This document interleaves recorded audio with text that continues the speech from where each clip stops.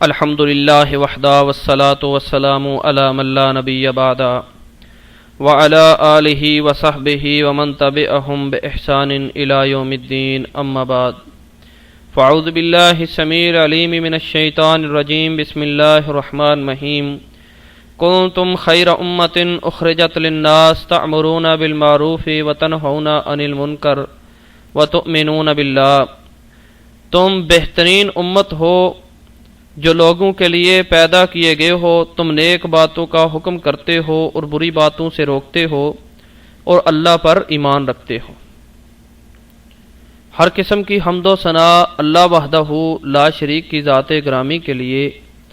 اور ہر قسم کے درود و سلام امام الانبیاء اشرف الانبیاء رحمت للعالمین جناب محمد رسول اللہ صلی اللہ علیہ وسلم کی ذات ببرکات کے لیے۔ محترم سامعین و سامعات، کسی انسان کا امت محمدیہ کا فرد ہونا ہی اس کی بہت بڑی خوش بختی اور بہت بڑی سعادت مندی کی بات ہے، کیونکہ یہ وہ امت ہے جس کو سابقہ تمام امتوں پر فضیلت و فوقیت حاصل ہے۔ اللہ تعالی نے قرآن مجید میں اس کو بہترین امت قرار دیا اور اس کے ساتھ ساتھ اس کی فضیلت و فوقیت کا بھی سبب بیان فرمایا۔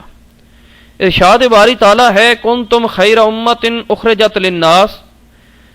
تأمرون بالمعروف وتنہون عن المنکر وتؤمنون باللہ، کہ تم لوگوں میں سب سے بہترین امت پیدا کیے گئے ہو، اور اس کی وجہ یہ ہے کہ تم لوگوں کو اچھائی کا حکم دیتے ہو اور برائی سے منع کرتے ہو اور اللہ پر ایمان بھی رکھتے ہو۔ اور اللہ کے رسول صلی اللہ علیہ وسلم نے اس کی تفسیر بیان کرتے ہوئے فرمایا، ترمذی شریف کتاب التفسیر میں حدیث ہے، رسول اللہ صلی اللہ علیہ وسلم نے فرمایا، انتم تتمون 70 امہ انتم خیرھا واکرمھا علی اللہ تعالی، کہ تم 17ویں امت ہو، اگرچہ اس دنیا میں آخری ہو لیکن فضیلت میں تم تمام سابقہ امتوں میں اللہ کے ہاں بہتر اور معزز ہو۔ قرآن پاک کی اس آیت اور نبی کریم صلی اللہ علیہ وسلم کی اس حدیث سے پتہ چلتا ہے کہ اللہ تبارک و تعالی نے اس امت کو خیر امہ کا لقب عطا کیا ہے، اور اس کی وجہ بھی خیر امہ کا لقب عطا کرنے کی یہ ہے کہ یہ لوگ امر بالمعروف اور نہی عن المنکر کا فریضہ سر انجام دیں گے، یعنی اچھائی کا حکم کریں گے اور برائی سے روکیں گے۔ پہلی امتوں میں یہ تھا کہ اگر کوئی نبی آتا اور چلا جاتا، بعد میں لوگ اگر برائی کی طرف مائل ہوتے تو اللہ تبارک و تعالی ان کی ہدایت اور رہنمائی کے لیے کوئی نیا نبی مبعوث فرما دیتے۔ لیکن اب امام الانبیاء کے اس دنیا میں آنے اور چلے جانے کے بعد اب چونکہ کوئی نیا نبی نہیں آئے گا، آپ خاتم النبیین ہیں، آخری نبی ہیں،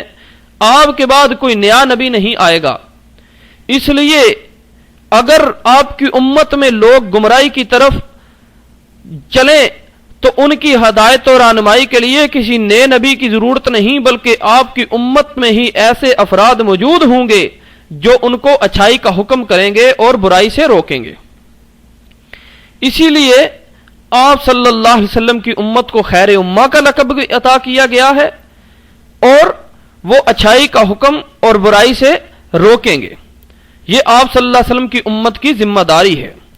لیکن غور طلب بات یہ ہے کہ امر بالمعروف اور نہی عن المنکر کا فریضہ سر انجام کون دے؟ کیا یہ ممبر و محراب سے صدا بلند کرنے والے اور مصلی امامت پر بیٹھنے والے علماء کرام ہی کریں؟ ہاں، یہ بات درست ہے کہ ان کا کام بالاولیٰ ہے، وہ اس کام میں آگے ہیں کہ وہ امر بالمعروف اور نہی عن المنکر کا فریضہ سر انجام دیں گے، ضرور دیں گے، لیکن یہ کام صرف انہی کا نہیں بلکہ اس کائنات میں بسنے والے ہر فرد و بشر کی ذمہ داری ہے کہ وہ اس فریضہ کو سر انجام دے، اور خصوصاً یہ ہر مسلمان کے ایمان کا حصہ ہے کہ وہ برائی کے روکنے اور نیکی کا حکم دینے کا عزم رکھے اور اسی کوشش میں ہمہ وقت لگا رہے، جیسا کہ نبی کریم صلی اللہ علیہ وسلم نے حجۃ الوداع کے خطبہ میں امت محمدیہ کے ہر فرد کی یہ ذمہ داری لگا دی تھی کہ تم میں سے ہر کوئی امر بالمعروف اور نہی عن المنکر کا فریضہ سر انجام دے۔ اسی مقصد کے پیش نظر ہم نے بھی اس کام کا آغاز کیا ہے۔ ہم نے ارادہ کیا ہے کہ اللہ کے رسول صلی اللہ علیہ وسلم کے فرامین یعنی آپ صلی اللہ علیہ وسلم کی احادیث مبارکہ کا درس دیا جائے، جس کا دورانیہ 5 سے 7 منٹ تک ہوگا۔ آپ صلی اللہ علیہ وسلم کے فرامین میں سے ایک حدیث پڑھی جائے گی روزمرہ کی مسائل میں سے، اور پھر آگے قرآن و حدیث کی روشنی میں اس کی مختصر سی تشریح کی جائے گی، جس کا دورانیہ 5 سے 7 منٹ تک ہوگا، تاکہ یہ درس ہر سننے والے کے ذہن میں بیٹھ جائے اور وہ ذہن نشین کرنے کے بعد آگے جا کے امر بالمعروف اور نہی عن المنکر کا فریضہ سر انجام دے سکے، اور قرآن و حدیث کی دعوت ہر عام و خاص تک پہنچ سکے۔ اللہ تبارک و تعالیٰ سے دعا ہے کہ اللہ تبارک و تعالیٰ ہماری اس کاوش کو اپنی بارگاہ میں قبول فرمائے اور ہمیں اس کام کو آگے چلانے کی توفیق عطا فرمائے، اور اللہ تبارک